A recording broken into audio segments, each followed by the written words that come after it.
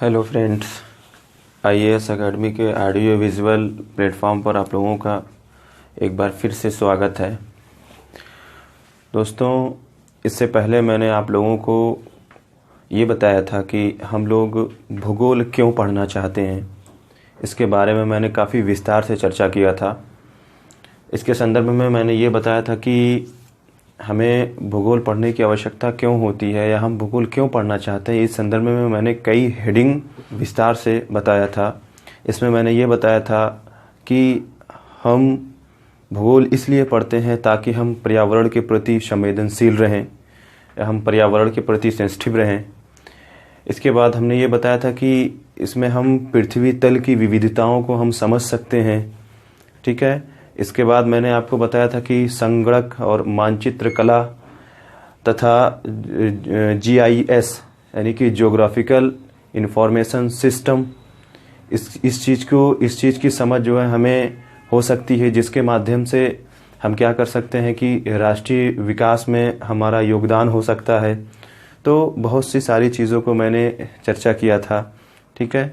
इसके अलावा मैंने ये भी बताया था कि भौगोलिक वातावरण के साथ अनुकूलन एवं उसका हम परिष्करण करते हैं, यानी कि हम अपने आप को जो प्रकृति द्वारा प्रदत्त चीज़ें हैं उसके साथ हम कैसे अनुकूलन बनाए रखें, इसके बारे में जो है हमने बताया था। आगे आज जो नया स्टार्ट हम करने वाले हैं ये इसमें भूगोल क्या है, यानी कि इससे पहले मैंने पढ़ा कि हमें भूगोल क्यों पढ़ना चाहिए। आज मैंने इस टॉपिक को लाया है कि भूगोल क्या है। जैसा कि इसमें दो शब्दों से आप लोग जानते हैं कि ये मिल करके बना हुआ है, जियो प्लस ग्राफोस। ठीक है। तो आप एक चीज़ ये समझ रहे होंगे कि भूगोल को तो हम इंग्लिश में जियोग्राफी कहते हैं, यानी कि जियो प्लस ग्राफी, यानी कि जियो का मतलब होता है पृथ्वी और ग्राफी का मतलब होता है अध्ययन। लेकिन यह जो हमने ग्राफोस शब्द बताया है ये एक ग्रीक शब्द है और जियो भी ग्रीक शब्द है और जो ग्राफोस है वो भी एक ग्रीक शब्द है।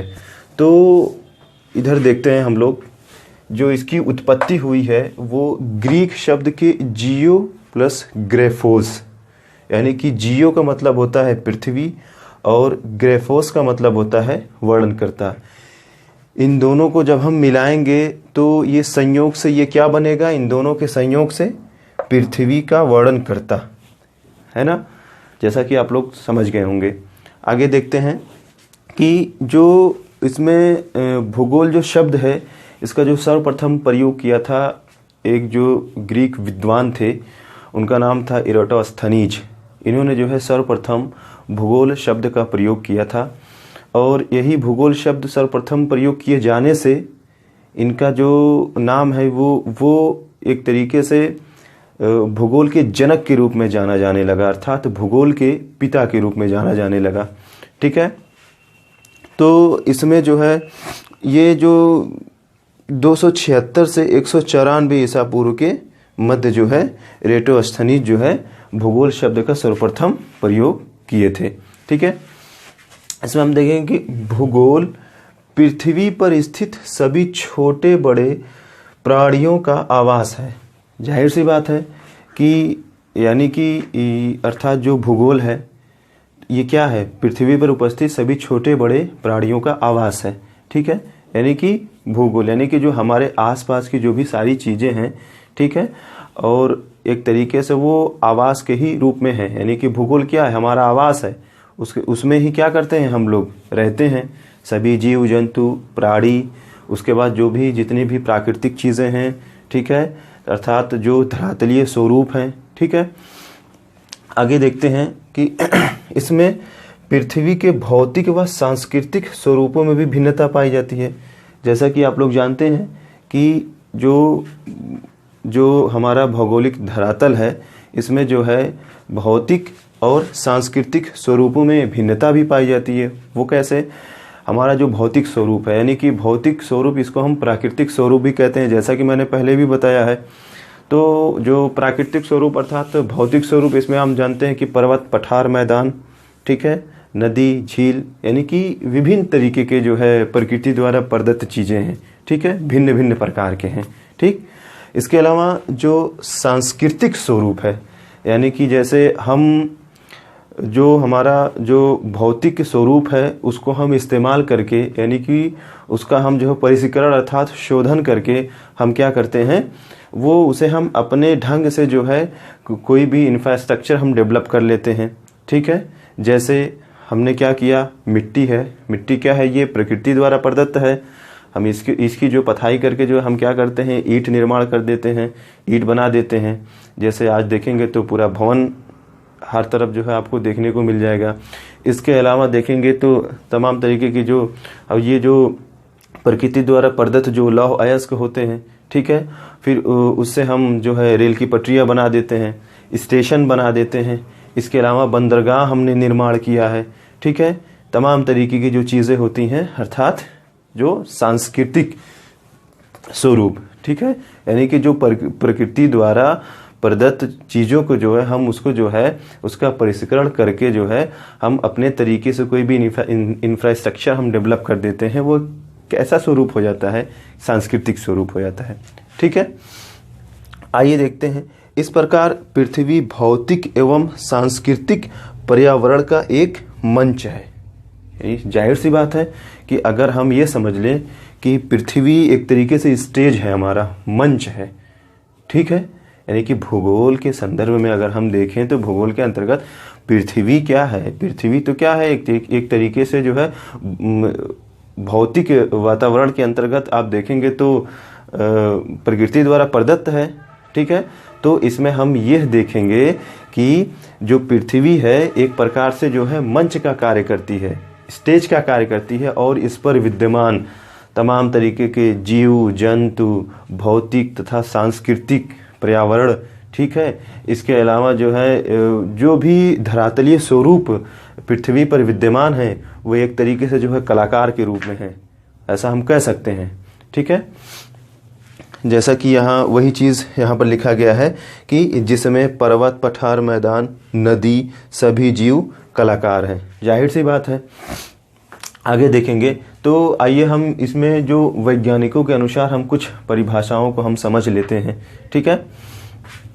तो इसमें देखेंगे कि एक जो है LD स्टाम्प महोदय थे, इन्होंने जो है भूगोल के संदर्भ में जो अपनी परिभाषा दी कि भूगोल मानव निवास के रूप में पृथ्वी का वर्णन है, ठीक है। जाहिर सी बात है कि जो है मानव जो है पृथ्वी पर निवास करता है, ठीक है, और किसी न किसी भौगोलिक क्षेत्र पर मानव निवास करता है। अतः इस बात की पुष्टि होती है कि भूगोल मानव निवास के रूप में पृथ्वी का वर्णन है। इसके अलावा हम स्ट्रैबो के अनुसार देखेंगे तो स्ट्रैबो कहते हैं कि भूगोल क्या है, भूगोल एक ऐसा विषय वस्तु है, यानी कि भूगोल एक ऐसा स्वतंत्र विषय वस्तु है जिसमें हम तमाम तरीके के आकाशीय पिंड, वनस्पति, उसके बाद जलवायु, ठीक है, इसके अलावा जो है अन्य सभी चीज़ों का हम क्या करते हैं, इसमें अध्ययन करते हैं। अर्थात जो धरातलीय स्वरूप में देखे जाने वाली जो भी चीज़ें होती हैं हम उसका अध्ययन करते हैं। आई होप आप लोग सभी चीज़ें समझ ही गए होंगे। इसके अलावा हम आगे चलते हैं। इसमें तो पृथ्वी पर विद्यमान भौतिक तथा सांस्कृतिक वातावरण, इसमें हम देखेंगे तो हमने इसमें भौतिक वातावरण को मैंने बता दिया है। इसमें भौतिक वातावरण क्या है, भौतिक वातावरण अर्थात प्राकृतिक वातावरण जिसमें पर्वत, पठार, मैदान, नदी, झील, इसके अलावा अन्य जो है प्रकृति द्वारा प्रदत्त चीज़ें, ठीक है। अब इसमें क्या है कि इसमें ये कह सकते हैं कि जिसमें मानव द्वारा हस्तक्षेप न किया गया हो, यानी कि ऐसी जो प्राकृतिक चीज़ें जिसमें मानव द्वारा हस्तक्षेप न किया गया हो वे सभी किस में आएंगी, भौतिक वातावरण में आएगी। और सांस्कृतिक वातावरण भी हमने बता दिया है कि ऐसा मतलब कि ऐसी चीज़ें जिसमें जो है मानव ने हस्तक्षेप कर दिया हो, यानी कि जैसे हम पर्वत है, ठीक है, उसमें से हम जो है उसकी कटाई करके जो हम क्या कर देते हैं कि उसमें से गिट्टी वगैरह जो है निकाल करके, कंकड़ वगैरह निकाल करके भवन निर्माण में हम लगा देते हैं, ठीक है। फिर इसके अलावा जो हम देखेंगे तो मिट्टी है, ठीक है, मिट्टी को क्या करेंगे जो है हम इसकी ईंट की पथाई करवा देते हैं, जिससे हम भवन, ये भी जो है भवन निर्माण में ही काम आता है। तो इसके अलावा मैंने सांस्कृतिक पर्यावरण को भी मैंने समझा दिया है। अब इसमें जो है थोड़ा सा देखेंगे तो कवि जो है मानव और ईश्वर के संदर्भ में इन्होंने मतलब कुछ कहा है कविता के माध्यम से कि आपने मुझे मिट्टी दी, मैंने उसे जो है कप बना दिया। यानी कि सांस्कृतिक परिप्रेक्ष्य में ही जो है कवि मतलब एक तरीके से कह रहे हैं मानव और ईश्वर के संदर्भ में, ठीक है, क्या मानव और ईश्वर के संदर्भ में कि आपने मुझे मिट्टी दिया, मैंने उसे कप बना दिया। और दूसरी चीज़ है कि आपने मुझे बंजर भूमि दी, ठीक है, मरुस्थल दिए, पहाड़ी दी, मैंने उसमें जो है बाग लगा दिया या फूलों की क्यारियाँ लगा दिया। यानी कि ये सब क्या है, सांस्कृतिक जो है परिप्रेक्ष्य में जो है कवि कह रहे हैं। जैसा कि आप लोग समझ गए होंगे। तो आगे देखेंगे तो नेक्स्ट है भूगोल एक क्षेत्रीय विभिन्नता का अध्ययन करता है। जाहिर सी बात है क्षेत्रीय विभिन्नता का अध्ययन तो करता ही है। कैसे, इसमें देखते हैं। भूगोल उन सभी तत्वों का अध्ययन करता है जिसमें क्षेत्रीय स्तर पर भिन्नता पाई जाती है। आप देखेंगे तो अगर सिर्फ भारत में ही ले लें, पूरे विश्व को अभी छोड़ दीजिए, पूरे विश्व स्तर पर देखेंगे तो अपार मात्रा में जो है भिन्नता पाई जाएगी। लेकिन अगर हम भारत में ही देखते हैं तो इतना जो है पर्याप्त उदाहरण भारत में ही मिल जाएगा। जैसे हम देखेंगे तो इसमें दक्षिण भारत में किसी और तरीके के पर्वत मिलते हैं, और उसके बाद जब हम जाएंगे तो जम्मू कश्मीर में तो जो वहाँ पर पहाड़ियाँ हैं, पर्वत हैं, जो है कुछ और तरीके के मिल जाएंगे, यानी कि भिन्नता है। उत्तर भारत में जाएंगे तो वहाँ कुछ और तरीके के मिल जाएंगे।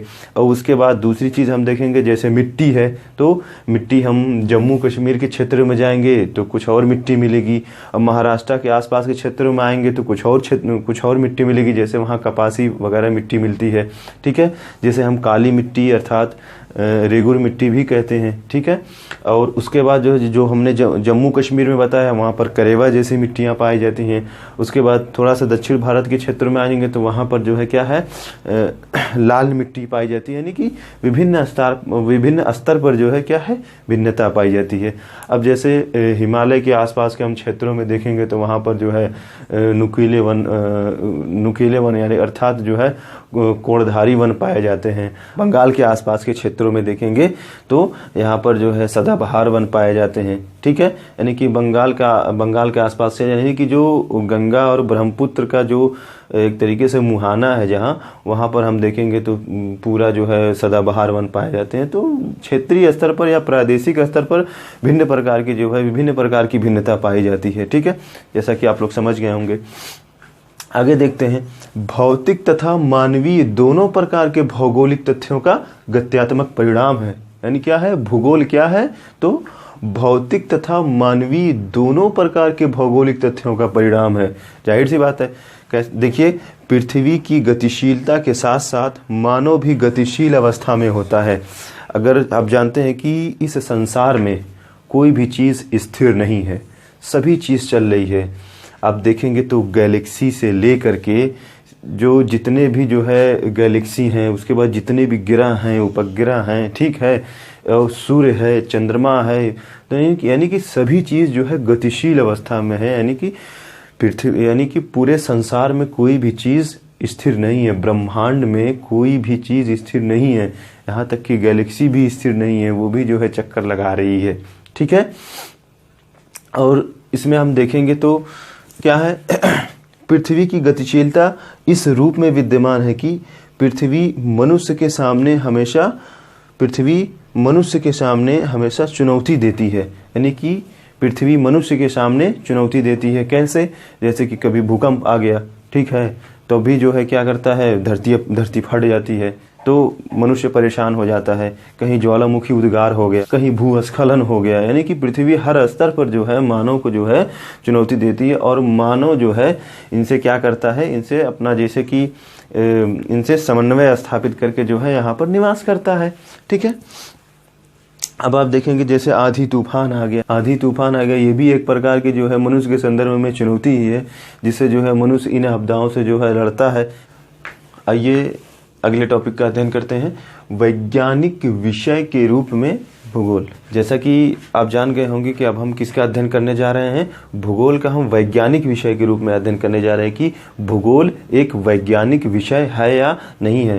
जैसा कि हम जानते हैं कि भूगोल में जो है कई जो है सब्जेक्ट जो है सम्मिलित होते हैं, अर्थात भूगोल कई जो है सब्जेक्ट का क्या है, एक तरीके से मिला जुला रूप है, जिसमें आपको अर्थशास्त्र भी मिल जाएगा, इतिहास भी मिल जाएगा, पर्यावरण भी मिल जाएगा, ठीक है। इसके अलावा जो है गणित भी मिल जाएगी। इसमें आप देखेंगे तो जैसे कि मान लीजिए कोई हम मैप तैयार करते हैं तो उसका हम अल्टीट्यूड नापते हैं और उसकी जो है लंबाई चौड़ाई नापते हैं, तो इस बात से इसकी पुष्टि हो जाती है कि इसमें भूगोल जो है क्या है, गणित के साथ भी जो है इसका कोरिलेशन है, इसका संबंध है, ठीक है।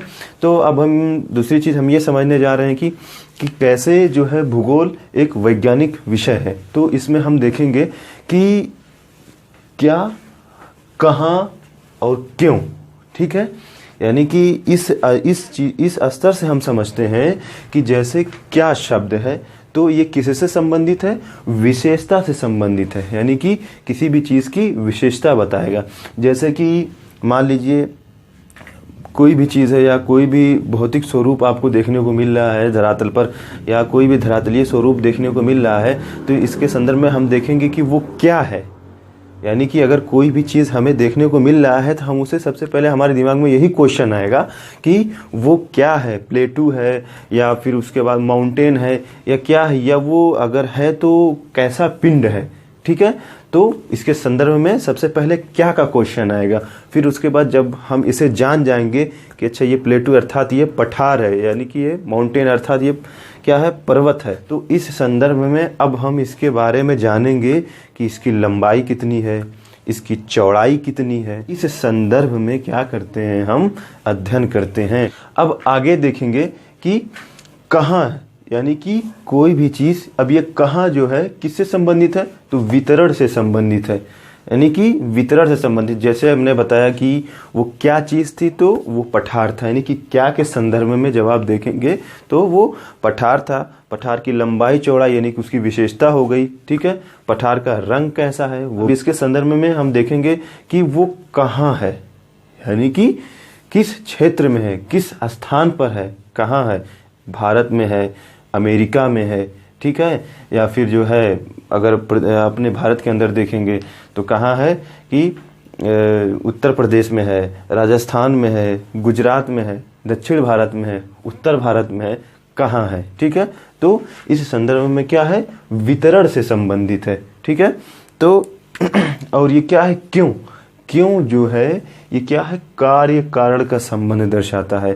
तो थोड़ा सा अभी इसको बाद में देखते हैं, पहले इसको जो है हम बढ़िया से समझ लेते हैं कि क्या है, विशेषता से संबंधित है। जैसे पर्वत, पठार, मैदान इत्यादि है ना, तो ये क्या है इसमें, इत्यादि, ठीक है। तो अब इसकी विशेषता क्या है कि ये क्या है, कितना लंबा है, ठीक, कितना चौड़ा है, ठीक है, या कैसा है, ठीक, इस संबंध में हम जानेंगे। और कहाँ पर जब हम देखेंगे कि वितरण से संबंधित है, तब इसमें हम देखेंगे कि जो धरातलीय स्वरूप है उसमें वो कहाँ विद्यमान है वो चीज़, अर्थात जो पठार है कहाँ है, यानी कि मान लीजिए चीन में है, ठीक है, या फिर जो पर्वत है वो कहाँ है, अमेरिका में है, ठीक, या फिर जो है जो वनस्पति है वो कहाँ है, यानी कि दक्षिण भारत में है, ठीक। यानी कि इस संदर्भ में हम क्या देखेंगे कि वितरण से संबंधित है, यानी कि कहाँ कहाँ ये चीज़ें वितरित हैं, ठीक है।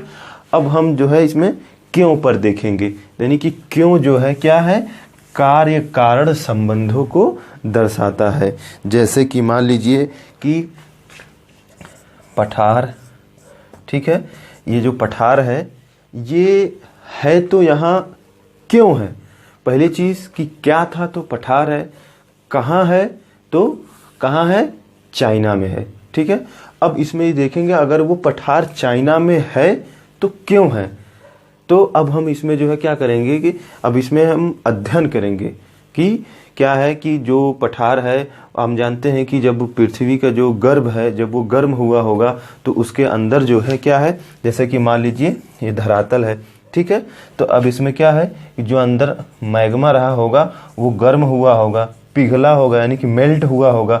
अब धीरे धीरे मैग्मा पिघलते पिघलते क्या हुआ, फिर सीधा जो है निकला होगा। अब निकला होगा तो ये लावा के रूप में पूरा फैल गया होगा। ठीक है, क्या लावा के रूप में ये फैल गया होगा, तो ये क्या बन गया? पठार बन गया। ठीक है, समझ गए आप लोग। अब इसी तरीके से हम देखेंगे कि जो पर्वत है, ठीक है, अब जानेंगे कि प्लेट टेक्टोनिक सिद्धांत के द्वारा, यानी कि ये जो पर्वत है इसका निर्माण कैसे हुआ, जो पर्वत है इसका निर्माण कैसे हुआ। तो हम देखेंगे कि धरातल के अंदर एक प्लेट ये है और क्या है, एक प्लेट ये है। तो ये दोनों क्या है, या तो विस्थापित होती हैं या दूर जाती हैं या पास आती हैं।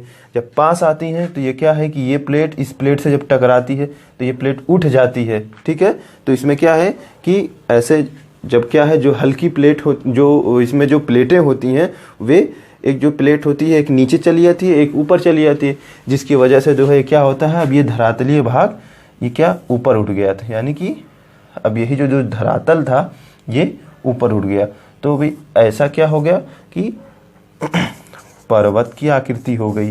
ठीक, तो इस संदर्भ में हम ये जानेंगे कि इसका जो ये निर्माण हुआ है, इन सब चीज़ों का या भौतिक चीज़ों का जो निर्माण हुआ है वो क्यों हुआ है।